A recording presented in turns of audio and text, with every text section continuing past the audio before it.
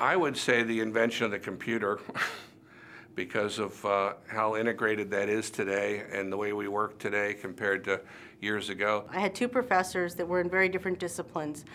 Dan Boyarsky in the graphic design and Dave Coffer in the writing program. And they were sort of on the edge, and they encouraged me to pursue both disciplines and combine them in an experience. I use a personal coach and have for about 5 years in terms of helping me be a better leader and a better communicator. And she's changed my entire life and my approach to business and people.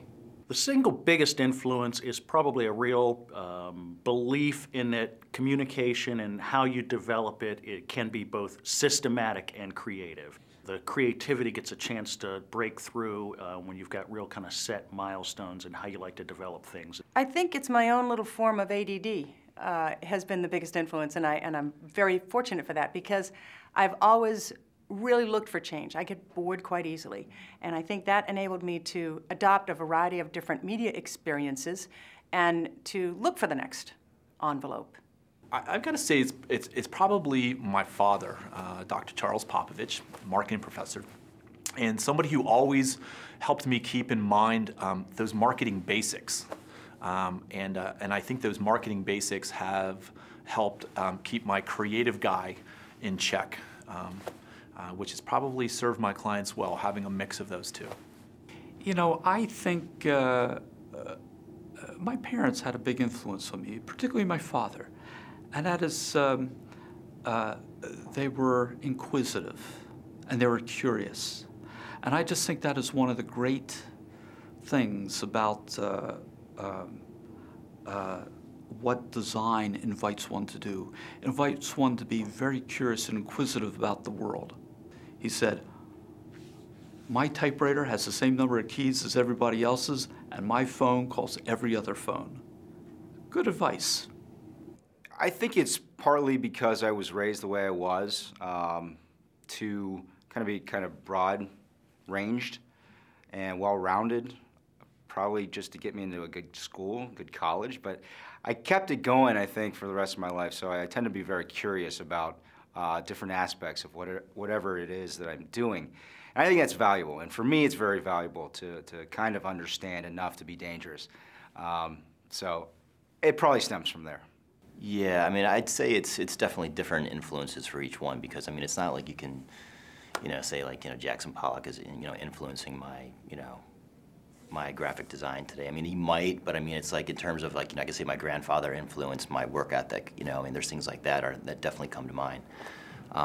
So yeah, it's really all over the place when it comes to that. It's hard to put a finger on all the different influences, and a lot of my influences really are just the people around me. I think the single biggest influence for me in doing what I do and the way I do it was probably my mom. And I think the character she always demonstrated, the approachability, the frankness and honesty, and the fun and humor she brought to everything are some of the characteristics that fortunately rubbed off on me, and I think have kind of molded me as a person and my personality and the way I interact with people. I love working with people who are better than I am. I have this thing about that. I mean, I look at my career, and I'm very, very lucky. It really is a people business, and I've been fortunate to have been associated with many smart and dynamic people. I think the one that stands out in my mind is Herb Berger. Herb Berger is an old titan in this industry in Pittsburgh, and boy, the guy just really knew how to get things done, and he really took me under his wing, and is still a mentor of mine today. I went to college, and I went on vacations, and then I went to work, and then I went to vacations. Well, there probably more than one, and it's probably both people and other organizations. Certainly in terms of people. I think it's important to remind young people, hey, be careful when you're working, make sure that you make the right relationships because they form the basis generally for a career.